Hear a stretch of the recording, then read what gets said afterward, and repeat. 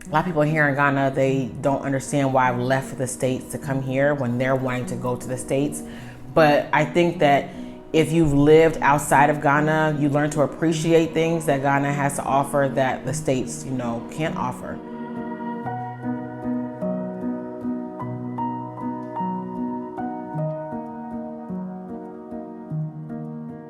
Aquaba, my friends, my Dean Day Candid Jewel. That's me. So I'm a influencer. I make videos for YouTube and Instagram and TikTok, basically showcasing the beauty of Ghana and the beauty of Africa, hopefully as soon as everything opens up with COVID. But that's what I'm doing here, just trying to paint a different picture of Africa for everybody to see. I'm on vacation. I feel like that's the life I live in Ghana. I'm on vacation.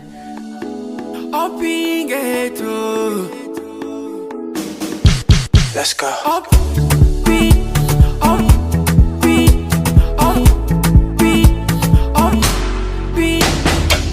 Call your mommy. So COVID brought me to Ghana. So in 2020, when COVID happened in like February, I think that's when everything shut down. I worked for the airline in the States, and the airline was asking different people to take leaves from the company, retire, separate. And they said that if you worked the company for like 2 years, there was an option for you to take an extended leave, paid leave, flight benefits and all. And I knew that was my opportunity to try something different and try to build something for myself. And I was living in Washington, D.C. at the time, and it's like one of the most expensive places to live in the States. And I knew what they were gonna pay me was not gonna be enough for me just to not work. So I started looking at different countries that were inexpensive for me to travel as a tourist. So that's why I decided Ghana, because I knew that when I was here as a tourist, it wasn't too expensive. But I had came twice before as a tourist. So never coming thinking I was gonna, live here, just basically came for vacation, holiday. I came in October of 2019 because I went to Carnival in London in that August. And somebody mentioned Afro Nation Ghana. And I had never heard about Afro Nation. And they were like, what's happening in December? It's the year of the return. You should go ahead and check it out. And I'm like, okay. Again, since I work for the airline, I'm like, okay, let me go ahead and get my travel buddy to go there with me. So what I like to do usually is travel when there's nothing going on, just to see how the country is without there being an event, So we decided to come in October just to see it and see if it was worth us even coming in December. And it was amazing in October when there was nothing going on, like partying and men, you know what I mean? It was just like an experience. So we definitely enjoyed ourselves the first trip. And when December came for the actual Afro Nation event, it was just like a plus, you know what I mean? It was okay. I mean, Afro Nation was okay, but that wasn't the highlight of my December either.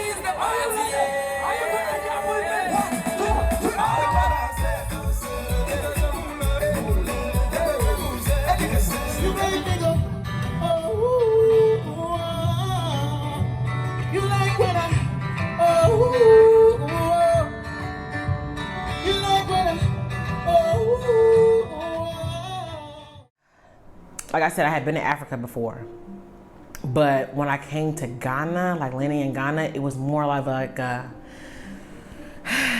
you know what I mean? I feel like I can never explain it. It was like I'm in Africa, I feel like South Africa, of course it's Africa, but it's more like the States. It's more westernized, I'm getting chills thinking about it just because it was I need to be here, you know what I mean? And this was not even moving here, This was coming for the very first time. I feel like it was my very first trip to Africa, So it was more like a humbling experience, surreal experience. It definitely was spiritual as well. I was emotional, girl. I was crying like a baby. It was crazy. It's still crazy just thinking I'm landing in the motherland. But again, I felt like I knew I had been to Africa before, but I feel like it was a different experience just landing in Ghana because I knew it was gonna be a different experience than, South Africa was. Yeah, but I love South Africa though. South Africa was lit, okay? Definitely lit in South Africa.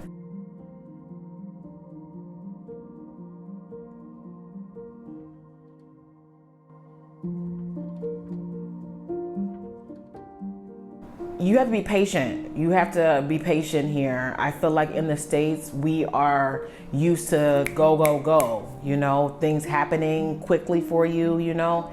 Here in Ghana, it's not gonna happen fast. And I'm still trying. I'm really trying. You know, so I would just say that. That's one thing I'm still working on is my patience.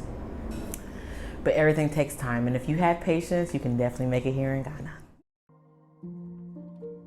Well, I was born in New Jersey. And then we moved to Philadelphia for a little bit of time. My sister was born. And then we moved to Indianapolis, which is what I call home because that's where I went to like grade school, high school. But my mom was very strict. Very, very strict. Like, you know, she wanted to know what we were doing all the time, which was fine, whatever. But it kind of made me like not experience things until I got out of the house. So until after I graduated. So when I graduated, I went to Kentucky State University. And I was there for college, but I was able to, you know, have my first drink, you know what I mean? I had no rules, you know? So I kind of was a wild child after I graduated. And that's when I was able to start traveling. So it took a lot of road trips with my friends. Spring break was a thing. They didn't know about spring break, you know what I mean? And so I got to college. After I graduated, I went to North Carolina for grad school. That's where I started working for the airline. So I was in grad school and I was working for the airline, and I was stuck in the middle of two decisions. Do I want to continue this master's program? But I started working for the airline at the same time, and it was like, or do I want to go ahead and travel the world for free? Not for free, because I am paying something, but it's not a lot. So I was like, I can't travel the world and go to class. So I decided that I'm gonna do the master's later, and I decided to work for the airline. And after I worked for the airline, I literally started traveling everywhere.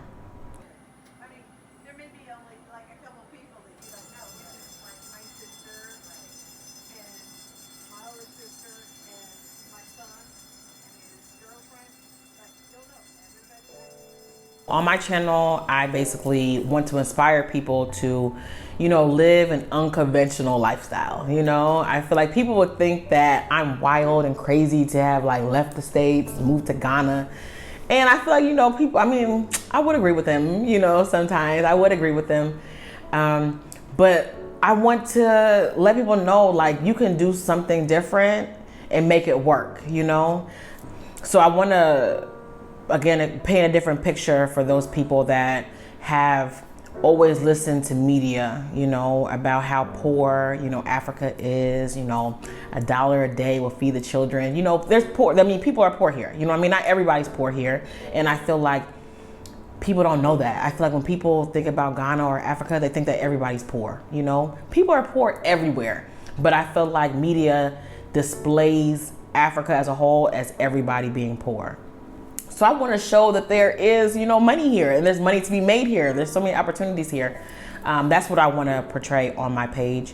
I also don't want to say move to Africa. You know what I mean? If you want to, you know, I'm here as a resource, but I know that everybody can't handle not having running water all the time, or not, you know, having electricity all the time. But it's possible, you know what I mean? It's definitely possible. And if you're willing to be patient and be open-minded, then I want to be a resource for you on my YouTube page to let you know that it can happen. My friends, I have a special guest with us today, Lakeisha. Lakeisha decided to take that big leap of faith and come to Africa by herself, okay? Her friends went ahead and said, you know what? We can't make it this time, but she was like, you know what? I'm gonna hop on that airplane and check out Ghana, okay?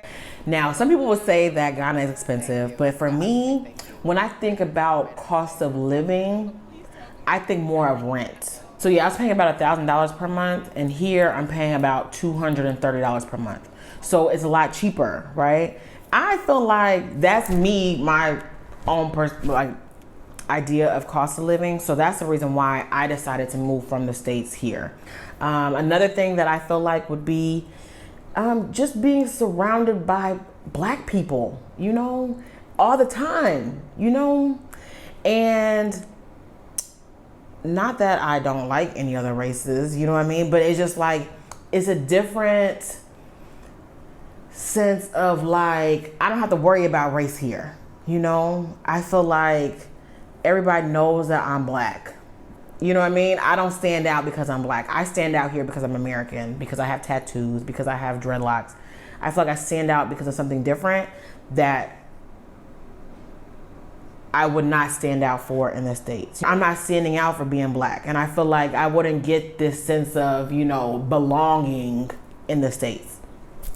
I do feel like, though,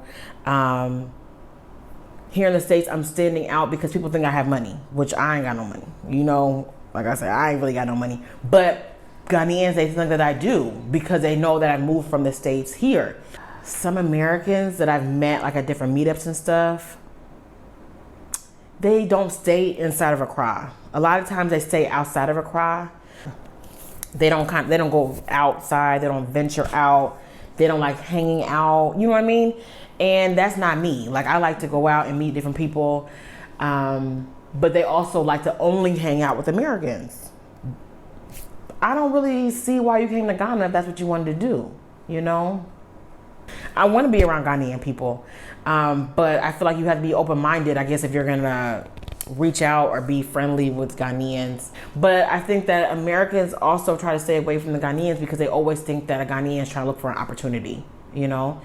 And that might be true, but I feel like you got to be smart about it. You know what I mean? Like, why would you put yourself in a situation to be used? So why would you distance yourself from a Ghanaian because you think that they're going to try to use you? They just want to be friends. You know what I mean? Like, I don't know.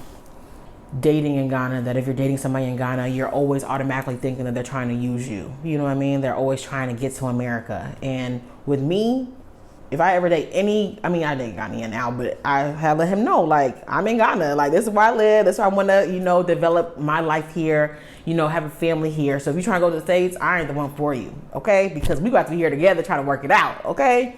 But I feel like that's something that you have to be upfront about. But you have to be smart about, too, because a Ghanaian could just play the part and play the role just to get it. And you know what? You got to be smart about it, you know? I don't know, girl.